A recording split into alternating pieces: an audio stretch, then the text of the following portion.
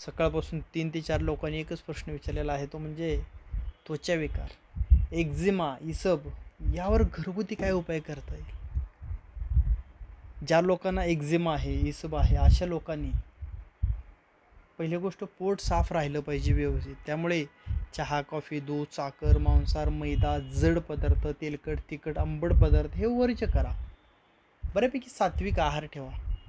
भाजी भाकरी वगैरे असं सात्विक आहार जेवढा तुम्ही ठेवाल तेवढं एक्झिमा किंवा सर्व प्रकारच्या त्वचा विकारावर खूप गुणकारी आहे.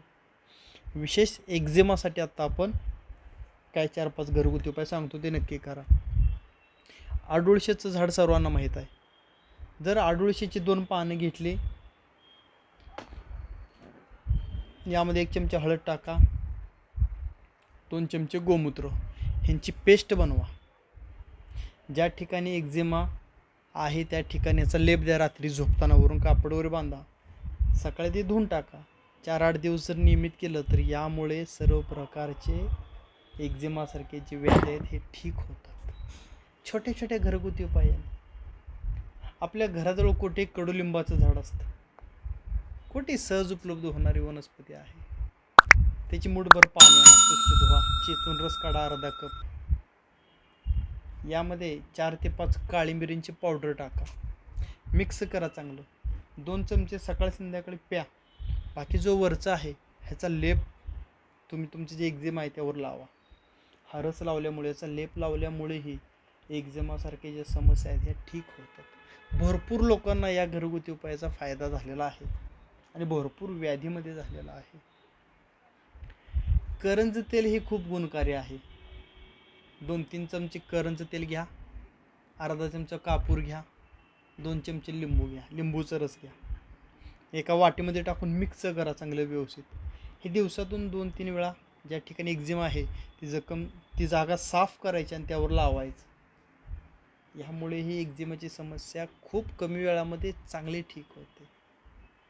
त्याचबरोबर पिंपळाचं पान किंवा पिंपळाची जी साल आहे ही खूप गुणकारी आहे.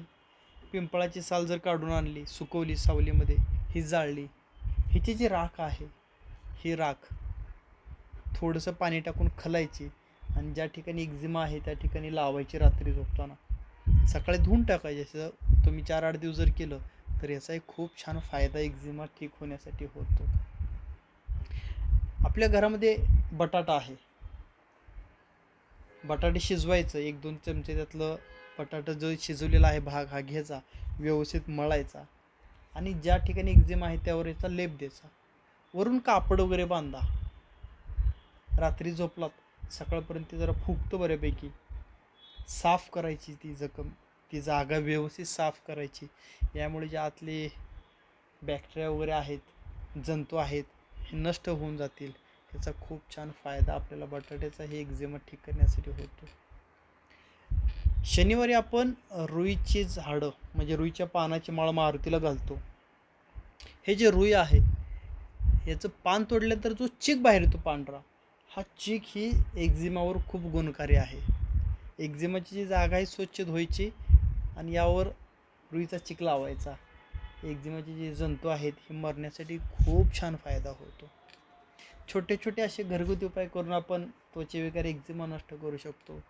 अजून एक छोटा उपाय सांगतो आणि ते आपण थांबूया. मग आपल्या घरामध्ये हिंग असतं, लसूण असते, हळद असते.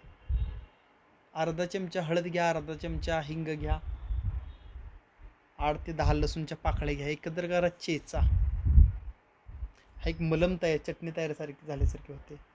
थोडं थोडं घ्यायचं आणि जी एक्झिमा झालेली जागा आहे ही स्वच्छ धुवून त्यावर लावायचं रात्री झोपताना. दिवसातून 2-3 वेळा लावत चालेल. 8 ते 10 दिवस जर व्यवस्थित लावलं हे तर ह्याचा पहिल्या लावलेल्या दिवसापासूनच छान फरक पडेल.